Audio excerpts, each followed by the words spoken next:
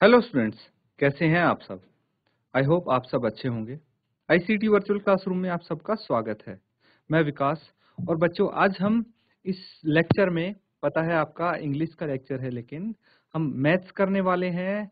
तो आप अपना मैथ्स पढ़ेंगे। मैथ्स की नोटबुक्स आप दोबारा निकाल लीजिए, बुक्स दोबारा निकाल लीजिए। और अभी जो प्रीवियस सेशन में, प्रीवियस लेक्चर में हम कर रहे थे ट्रायंगल्स, नया चैप्टर, तो उन्हीं चीजों को हम कंटिन्यू करेंगे आगे और कुछ और चीजें जानेंगे अपने चैप्टर ट्रायंगल्स के बारे में। तो चलते हैं स्मार्ट बोर्ड पे। तो बच्चों, अभी तक हमने क्या किया? Similar figures, congruent figures and उसके आधार पे हमने कुछ फिल इन द ब्लैंक्स किए थे फर्स्ट एक्सरसाइज के आपके। ठीक है, अब देखिए जो सिमिलर फिगर्स है वहीं से हम एक टॉपिक करेंगे, सिमिलर पॉलीगन्स। सिमिलर पॉलीगन्स क्या होता है? तो दो पॉलीगन्स अगर हमारे सामने हों तो उनको सिमिलर कब बोल सकते हैं, ये चीज मैं आपको बताऊंगा यहाँ पे। ठीक है, तो सबसे पहले दो पॉलीगन्स आप बना लीजिए मोर देन जिनके 3 एंगल्स हों।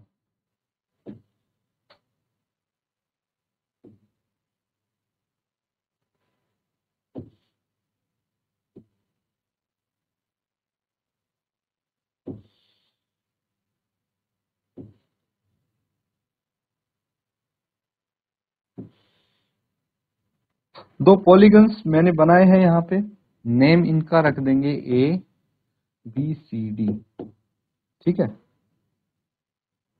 इसका रख देंगे आप डब्ल्यू एक्स वाई जेड। ठीक है, अब इनके जो एंगल्स हैं वो लिखते हैं। जो करस्पॉन्डिंग एंगल्स हैं वो ध्यान दीजिए कौन से हैं इनके। तो जो एंगल ए है, ठीक है, एंगल ए है, उसके करस्पॉन्डिंग क्या होगा? एंगल डब्ल्यू होगा। तो ये कितना है? 105 डिग्री, 105 डिग्री है। ये भी 105 डिग्री है। फिर एंगल जो डी है वो एंगल जेड के करस्पॉन्डिंग है, ये 45 डिग्री है और ये भी 45 डिग्री। अब जो एंगल वाई है, एंगल वाई है ये 90 डिग्री है और एंगल सी जो है ये भी 90 डिग्री है। फिर हमारे पास जो एंगल बी है ये 120 डिग्री है और ये भी 120 डिग्री है। ठीक है, तो बिल्कुल एग्जैक्ट मेजरमेंट के साथ हमने नहीं बनाया है, इसीलिए मेजर करेंगे तो थोड़े अलग आ सकते हैं एंगल्स। हालांकि ये थोड़ा आप कुछ करेक्शन कर सकते हैं। ठीक है,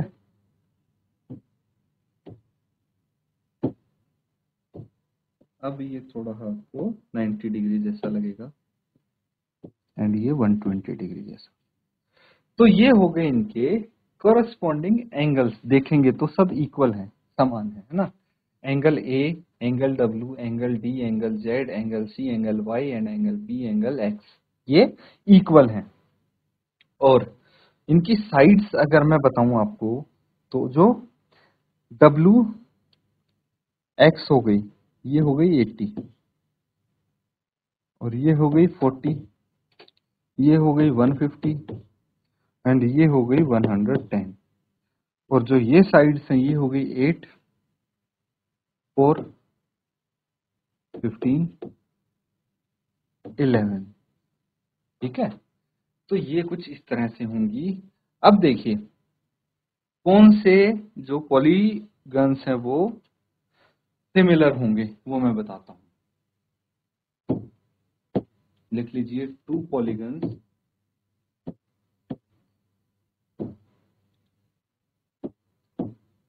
आर सिमिलर। दो पॉलीगन सिमिलर हो सकते हैं to each other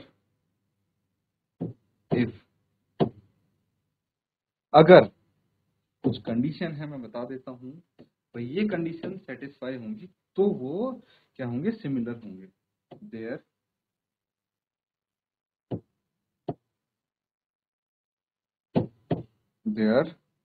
corresponding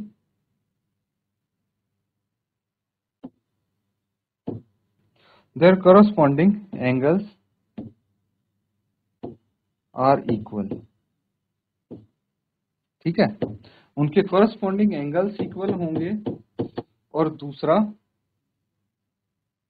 the length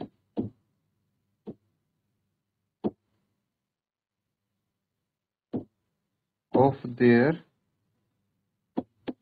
corresponding sides are proportional। ठीक है, तो इस चीज को समझिए, जो उनके एंगल्स हैं, करस्पॉन्डिंग एंगल्स हैं, वो इक्वल होने चाहिए, सेम होने चाहिए। तो वो सेम है, आपको दिख रहे हैं। अब करस्पॉन्डिंग साइड्स की बात करते हैं, तो मैं बता देता हूं साइड्स की बात यहाँ पे कैसे हो रही है। तो जैसे इसकी साइड है एडी, एडी बटे जेड डब्ल्यू, जेड, ये दोनों करस्पॉन्डिंग साइड्स हैं। तो ये है 11, है ना, ये है 11 और ये है 110। तो कैंसल आउट करेंगे, कितना आ जाएगा, 1/10 आ जाएगा, है ना। तो ये सब क्या होना चाहिए, समानुपाती होनी चाहिए, इनका अनुपात समान होना चाहिए। तो एडी और डब्ल्यू जेड का अनुपात है। फिर उसके बाद मैं लिखता हूं ए बी और डब्ल्यू एक्स। ठीक है, इनका अनुपात क्या है, 8 और इसका 80 है। कैंसल आउट करेंगे 1/10। तो देखिए इनका अनुपात समान है ना। AD by W Z, AB by W x, दोनों का अनुपात समान है। फिर मैं लिखूंगा BC बाय XY। BC कितना है, 4 है, XY कितना है, 40 है, इनका अनुपात भी 1/10 आ गया। फिर CD बटे YZ, ये कितना है, ये है 15/150, ये भी 1/10 आ गया। तो आप देखेंगे कि सबका जो अनुपात है वो सेम है ना। तो ये समानुपाती हो गए, इसीलिए ये दोनों जो पॉलीगन्स हैं वो सिमिलर हैं, समरूप हैं। इनको बोल सकते हैं समरूप पॉलीगन्स। तो अब देखिए यहां से आपकी ये चीजें क्लियर हो जाएंगी। ठीक है, जो फोर्थ पार्ट है ये आपका अब क्लियर हो जाएगा। इसको पढ़ के देखिए, 2 polygons of same number of sides are similar. Side उनकी सेम नंबर है, 4 साइड हैं दोनों की, या 5 साइड होंगी या 6 साइड, दोनों की सेम साइड है, चाहे जितनी भी हो। वो कब होंगे, जब उनकी करस्पॉन्डिंग एंगल्स, क्या बोला था अभी, समान हो, इक्वल हो, और जो करस्पॉन्डिंग साइड है वो प्रोपोर्शनल हो, समानुपाती हो। ये चीज क्लियर हो गई यहां से। अब देखिए, अब इसको नोट डाउन कर लीजिए आप पहले। ठीक है बच्चों, ये सब का हो गया। अब देखिए, अब हम एक और चीज करते हैं, सिमिलर ट्रायंगल्स। ठीक है, सिमिलर ट्रायंगल्स क्या होंगे, एनी टू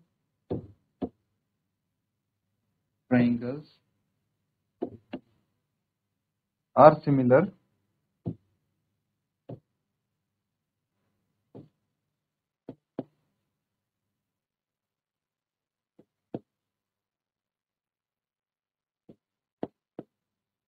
if their, पहला है corresponding angles are equal।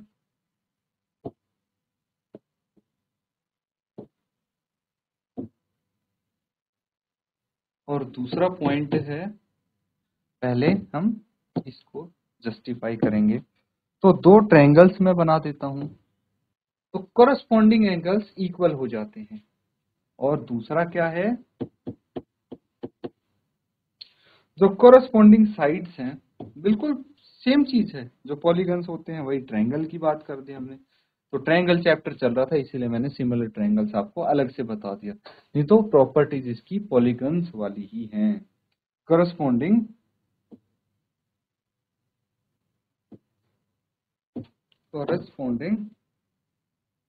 sides are proportional। जो कोरस्पॉन्डिंग साइड है वो प्रोपोर्शनल होगी, जैसे आपकी ए बी है, A B by P Q. A B by P Q किसके बराबर होना चाहिए, B C by Q R के और C A by R P के। ये क्या होने चाहिए, इक्वल होने चाहिए, समानुपाती होनी चाहिए इसकी भुजाएं, कोरस्पॉन्डिंग साइड्स। तो ये सिमिलर ट्रायंगल्स कहलाएंगे। नोट डाउन कीजिए इसको।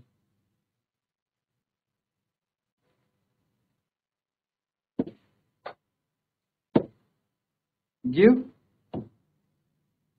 To different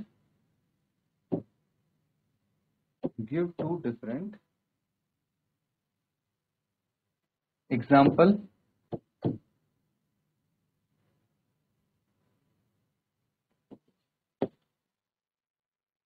of pair of, example देने हैं आपको। फर्स्ट है सिमिलर फिगर्स,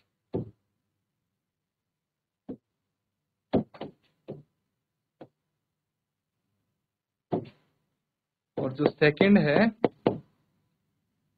वो है non similar figures.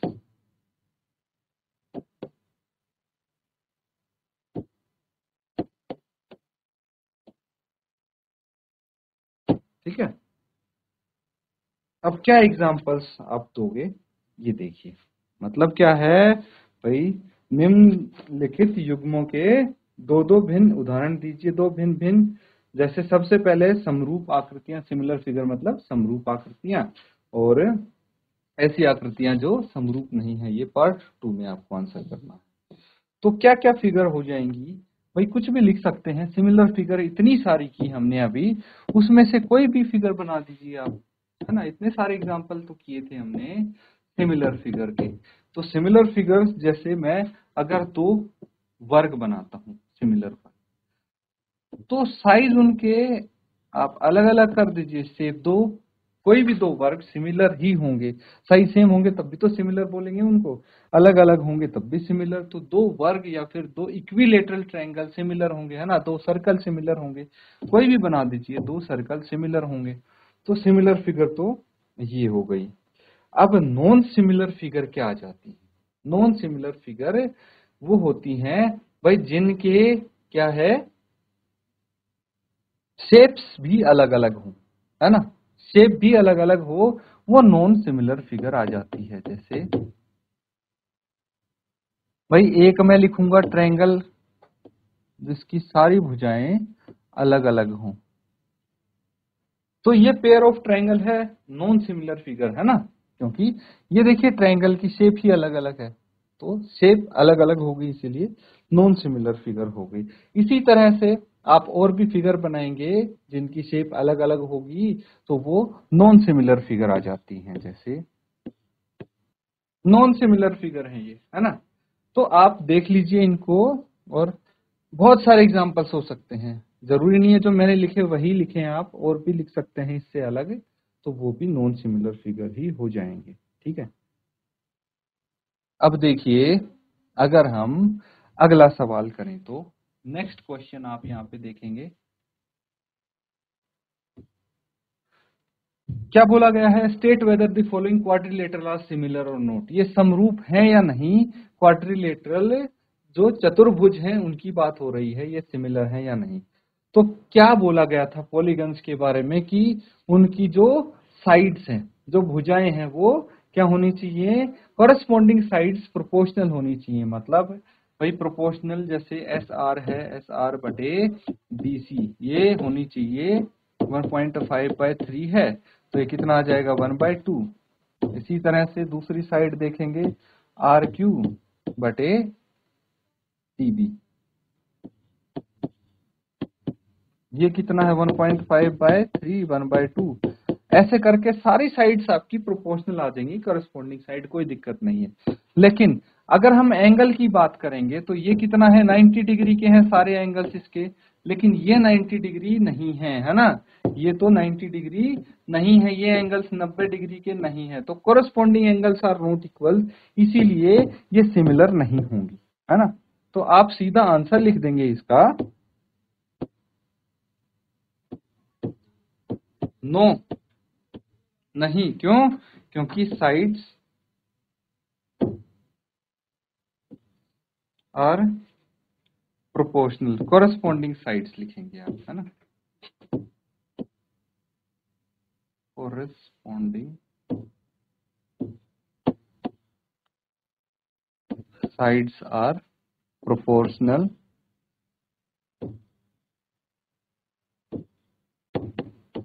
But are not equal,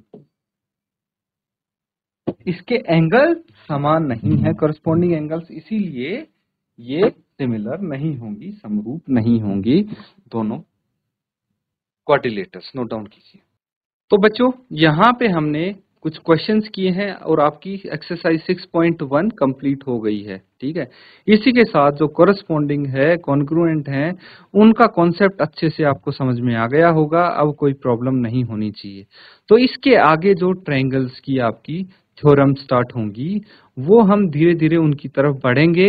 इसके बाद फिर अगली एक्सरसाइज के क्वेश्चंस आपके थ्योरम के आधार पे आ जाएंगे। इसीलिए ये जो बेसिक चीजें हैं इनको अच्छे से रिवाइज करके आएं, ताकि आगे की चीजें आप समझ पाएं अच्छे से। इसी के साथ बच्चों आज का सेशन एंड करेंगे। Thank you and have a nice day.